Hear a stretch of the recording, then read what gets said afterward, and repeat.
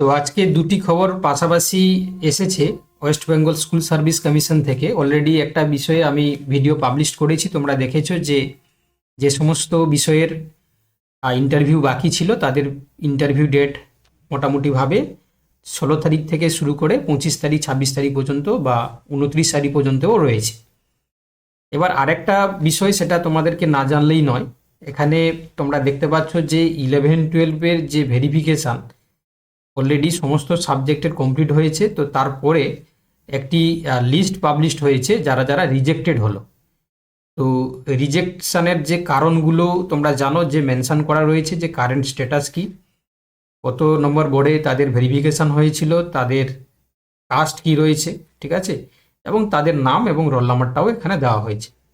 তো বিষয় হলো, এই লিস্টটাকে কেন বেশি গুরুত্ব দিয়ে আমরা আলোচনা করব, তার কারণ হচ্ছে যে যারা যারা তোমরা 11-12-এ 1 নাম্বার 2 নম্বরের জন্য ডাক পাওনি, কল ফর ভেরিফিকেশান লিস্টে তোমাদের নাম আসেনি, তোমাদের কিন্তু সাবজেক্ট ওয়াইজ ক্যাটাগরি ওয়াইজ অনেকে কিন্তু ডাক পেতে চলেছ।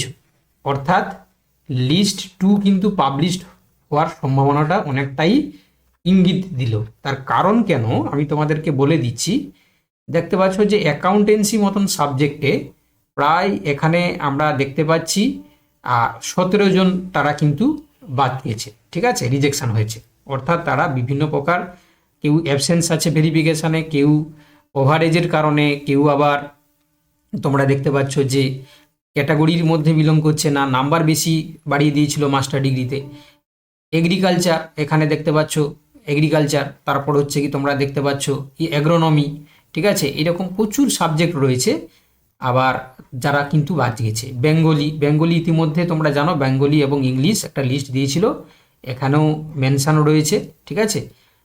তার পাশাপাশি তোমরা দেখতে পাবে এই যে বায়োলজিক্যাল সায়েন্স, ঠিক আছে, বায়োলজিক্যাল সায়েন্সে তোমরা দেখতে পাচ্ছ এখানে প্রচুর ছেলেমেয়ে কিন্তু বাদ গেছে, ঠিক আছে। আমরা যদি সংখ্যার হিসাবে করি প্রায় 100-র কাছাকাছি বেশি হয়ে যাবে আরও, ঠিক আছে। এক নম্বর পৃষ্ঠা তোমরা দেখতে পাচ্ছ, 2 নম্বর পৃষ্ঠা করে এরকম করে বায়োলজিক্যাল সায়েন্সে অনেকজন কিন্তু বাদ গেছে, ঠিক আছে, বিভিন্ন কারণে হতে পারে।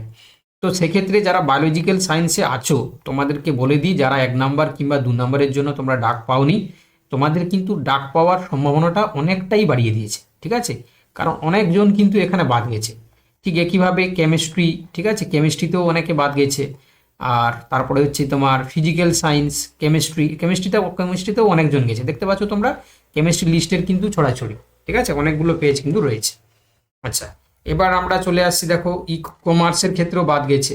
তো ওভারঅল যদি আমরা লিস্ট দেখি, এখানে ওভারঅল যদি সমস্ত দেখি, কারণ সম্ভব নয় সব সাবজেক্টকে আলোচনা করা, প্রায় দেখতে পাচ্ছ 1327 জন, বুঝতে পারছো, 1327 জন কিন্তু বাদ যাচ্ছে ওভার, মানে সব সাবজেক্ট মিলিয়ে, ঠিক আছে। তাহলে সব সাবজেক্ট মিলিয়ে কিন্তু 1327 জন বাদ গেছে। তাহলে তোমরা বুঝতে পারছো যে ভেরিফিকেশন ফেজটা কিন্তু কতটা গুরুত্বপূর্ণ।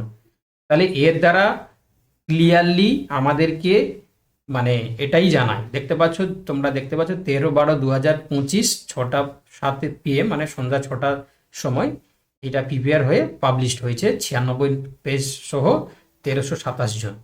তাহলে কোথাও একটা ইঙ্গিত দিচ্ছে যে আবার একটা লিস্ট আসবে, লিস্ট তোমার ভেরিফিকেশান লিস্ট 2 বলে, যারা যারা 1 নাম্বার বা 2 নাম্বারের জন্য হয়তো ডাক পাওনি, তোমরা কাছাকাছি ছিলে, তোমরা কিন্তু আবার ডাক পাবে, ঠিক আছে। তো সেক্ষেত্রে বি পজিটিভ, যারা তোমরা সুযোগ পেয়েছিলে না, বা অনেক অনেক যারা মানে যারা আনটেন্টেড টিচার যারা ডাক পায়নি, তারা হোক কিন্তু এবারে কিন্তু ডাক পেয়ে যেতে পারে, ঠিক আছে। এবার প্রসঙ্গক্রমে তাহলে এটাতে কে বেশি বেনিফিটেড হবে?